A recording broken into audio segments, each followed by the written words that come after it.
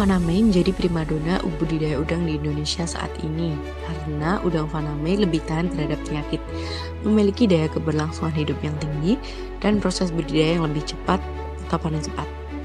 Dirjen Perikanan Budidaya TB Hairu menjelaskan bahwa udang masih merupakan komoditas yang mendominasi total ekspor di sektor perikanan Indonesia.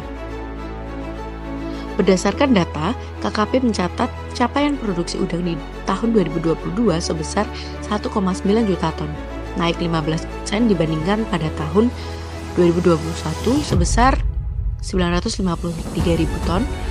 Hal tersebut menunjukkan bahwa budidaya udang memiliki potensi pengembangan, baik secara produksi maupun pemanfaatan lahan secara optimal.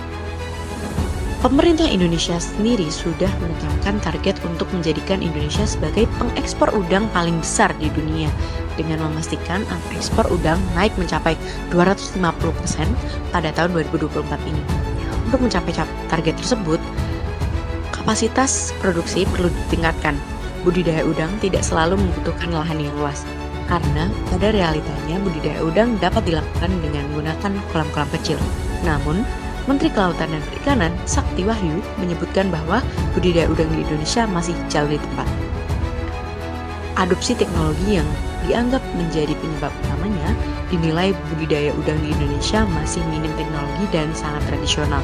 Di negara Vietnam, produktivitas 1 hektarnya bisa 80 sampai 100 hektar dengan teknologi yang maju. Sedangkan Indonesia hanya sekitar 0,6 ton hektarnya. Beliau juga mengatakan bahwa hal yang membuat budidaya udang di Indonesia masih tertinggal yaitu juga karena penggunaan kualitas air yang rendah. Menurutnya, hal tersebut dapat menurunkan kualitas dan produktivitas udang. Kualitas air pada budidaya udang yang sangat penting untuk dijaga. Karena kualitas air yang buruk dapat menyebabkan penyakit pada udang. Penyakit pada udang dapat menyebabkan kematian udang sehingga mengakibatkan kerugian pada budidaya. Ada beberapa parameter pada kualitas air untuk budidaya udang dengan threshold masing-masing yang baik untuk udang. Namun, di antara beberapa parameter oksigen terlarut, pH, temperatur, dan amonia merupakan beberapa parameter penting yang perlu untuk diperhatikan. Dari permasalahan-permasalahan tersebut, sehingga kami mempersembahkan inovasi alat monitoring dan kontrol kualitas air pada budidaya udang Faname di kolam air payau menggunakan jaringan lorawan.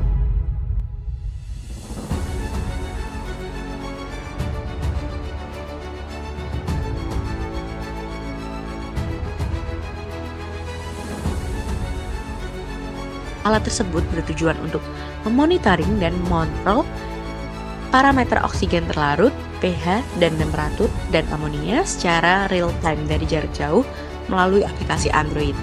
Cara kerja alat ini yaitu sensor-sensor mengukur kadar oksigen terlarut, pH, dan temperatur pada air budidaya. Setelah itu, data tersebut akan dibaca oleh controller ESP32 pada sistem monitoring.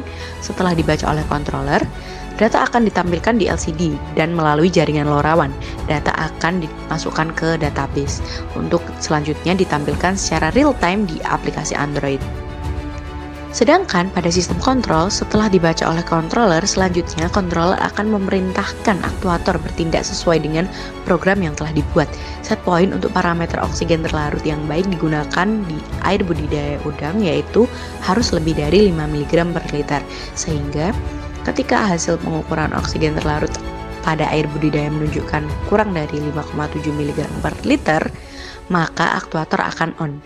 Namun ketika hasil pengukuran oksigen terlarut pada budidaya menunjukkan lebih dari 5,7 mg per liter, maka aktuator akan off.